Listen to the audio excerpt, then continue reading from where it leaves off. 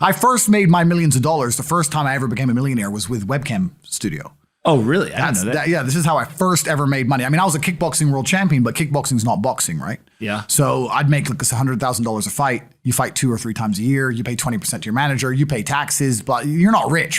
So you get like 30 to 40% of the money. Yeah. And I didn't consider myself rich, like 30, 40 grand chunks, twice a year, maybe 3 times a year. Living in London, London rents, need a car. Mm-hmm. You're trying, like you're not rich in any way. And that's actually the reason I retired, because I woke up one day and I thought, I'm giving 6 hours a day of absolute focus and energy to this.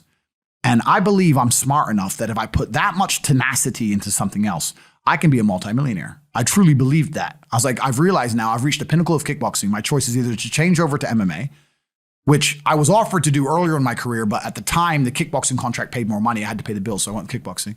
Change over to MMA, learn to wrestle, change over to UFC, blah, blah, blah. But this is also like 7, 8 years ago where even the UFC didn't pay the money it pays now. Mm-hmm. But the UFC still doesn't pay that much money from what I understand. No, if you're like top 5 or champion, yeah. But most of the dudes you're going to see there in the prelims, they're getting 10 grand a fight, 9 grand a fight. It's nothing, right? Mm-hmm.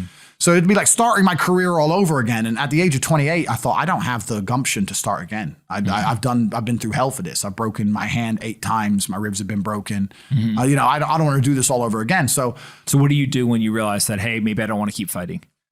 I decide to get rich. What does that mean to you? When you're sitting there, you're getting, $30,000, $40,000 kind of net on a per fight basis.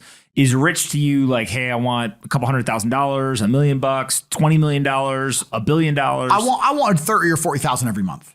30 or 40,000 every month. So about $500,000 a year, give or take. Okay. I thought if I had that much money, I could do whatever I wanted. Okay. That's what I decided. So what's step 1 that you do? So step 1 is, maybe that's how we ended up here together, my friend. Step 1 is decided to be very logical about it. Chess player, right? So it's like, I want money. What is money? How do banks work? How does credit work? What's fractional reserve banking? All these things we now know to be the biggest cons of the century, right? So I'm sitting there researching money for days and days and days. And then I get more mad because I'm like, whoa, money's trash and I don't have any. Now I'm really annoyed, right? I thought like everyone else did that, everyone puts their money in the bank and the bank takes some of other people's money and lends it out. I didn't know they invented it from the sky. I still at that point thought money was linked to gold. I didn't know nothing. So I'm learning all this stuff and I'm getting really angry. I'm like, now this is really annoying me.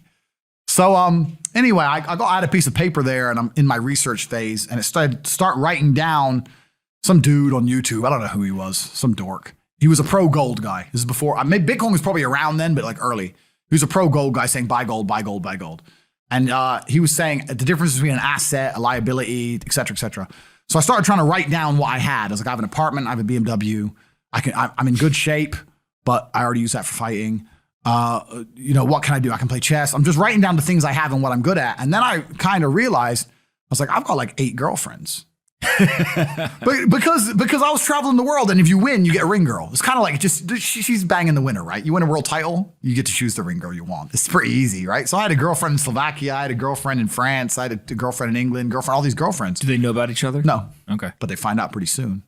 So I had all these girlfriends, so I'm like, maybe I could open a strip club and like be a pimp, and, be a gangster about it, And then that opening strip club that's literally the first thing you thought about was open a strip club? Well, I thought I have these beautiful girls. How can this is before like Twitch existed. So I was like, what can I do with these hot girls? I was like, it's just an asset, right? There's these girls and a lot of them were messaging me. They thought I was this millionaire world champion. They all wanted to come London, live with me and thought I was a big boy millionaire and all this stuff. So it's like they do because of social media. Well, partially because of that. And also because they met me. I turn up, I fight, I win the world title, I leave. We're texting each other. They assume I'm this big boy, right? So I'm kind of like, what am I going to do? What am I going to do? I thought, man, I investigated strip clubs, way too much money. But this asset class of beautiful women was kind of on my mind for a few days. And then by absolute coincidence, I stumbled upon somewhere on the internet. I was on one of those websites where you used to download like free games and bullshit from. And in the corner somewhere it said, hot girls want to talk to you now or something. I said, hot girls. So I clicked on that, not because I was interested, but because I thought I have hot girls. And it was one of those webcam websites. And I was like, so these girls sit here and talk to dudes for money. So I'm going to get my girls to And they're naked. They're just talking. How does it work? It's 50-50. I mean, it depends on the girl, depends what she wants to do. But the majority of the job is not based around being naked. The majority of the job is based around being entertaining and being easy to talk to. And the guys who are talking to you need to find you, that you need to remember their name, remember their dog's name. You have to be smart. You can't just be a girl and be a bimbo and be naked and make money. You have to be really smart, charming, interesting, happy all the time, positive. Mm-hmm.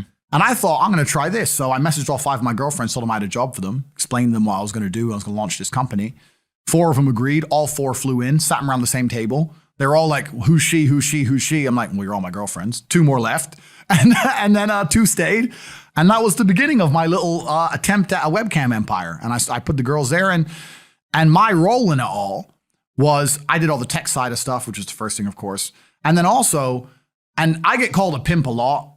But the reason I use the term is because I don't see it as a negative term. I see it as positively inspirational and motivating person. I'd motivate the girls. I'd make sure they did their job properly. If they had a bad day online, I'd come up with a good excuse for them. Oh, it's been a football game. It's been really busy. Don't worry. You're so beautiful. Don't be upset. You did better than her. You did the best today.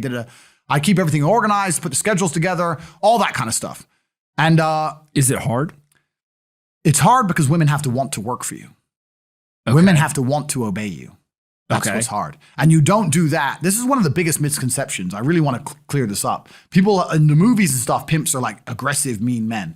Complete opposite. Pimps are more like James Bond. James Bond's a pimp. He sleeps with a girl to get information. He doesn't care about her. He is absolutely and utterly a pimp. He doesn't hit her. He makes her love him. She does what he wants. He uses sex as a weapon to reward her, and then he disappears. That James Bond is absolutely and utterly a pimp. So I say pimp because everyone calls me a pimp online, tries to go, haha, you're a pimp, like I'm gonna get offended. It's like, no, beautiful women wanted to work for me, and they wanted to work for me because I displayed supreme competence. And they knew if they worked for me, they'd make a lot of money. So whenever I was out, I'd meet a waitress and say, well, you're working 10 hours a day for pennies. You can work 10 hours a day for me, make 10 grand a month, 20 grand a month. And over time, I just built up this big little empire of webcam girls. At one point, I had 4 locations, 75 girls working for me. And we say locations, like, explain what goes into a location. I just rent houses. All right. So you rent a house, and in the house, you just literally, hey, go live here. There's like technology set up. Yeah. And then you can basically just sit in front of the computer and literally be on the other end of one of these webcams. Yeah. And guys are paying by the minute, by the hour, whatever, to talk to you. Yeah. It's their choice whether they are doing it fully clothed, just talking, getting naked, whatever, and then you're taking some cut of it. Yeah, basically. So I had girls who would live in the house. And that was pretty impressive. I just broke down the webcam business. Bang, you done it, man. You nailed it. No background information. Yeah, you nailed it. You nailed it. You nailed it. So the girls who lived in the house would have set amount of hours they want to do, and then we'd have rooms that they could book in and do X amount of hours. A girl could come and do 1 a week or whatever. We'd have rooms they could share. And then, very much exactly like you said. They'd go online, they'd do their hours, they'd have their regular customers, they'd get their money. And then I'd take around half of the money, around 50%. You take 50%. Around 50%. Okay. Is that high or low compared to the rest of the industry? I'll tell you why it's very low. It's low because every time a girl would quit and try and do it by herself, she'd make a fraction of the money overall because she hasn't got the instruction. She hasn't got the motivation. She's just lazy with it, right? And women have a very different mentality to money than men. If you show a woman how to make $1,000 in an hour, she'll think, I only have to work an hour a week. Whereas if you show a man how to make $1,000 in an hour, he thinks, I can make $18,000 a day. That's the difference between us. So if I had a girl working for me making $20,000, she got 10, I got 10. If she quit, she'd make 3 for herself, if that.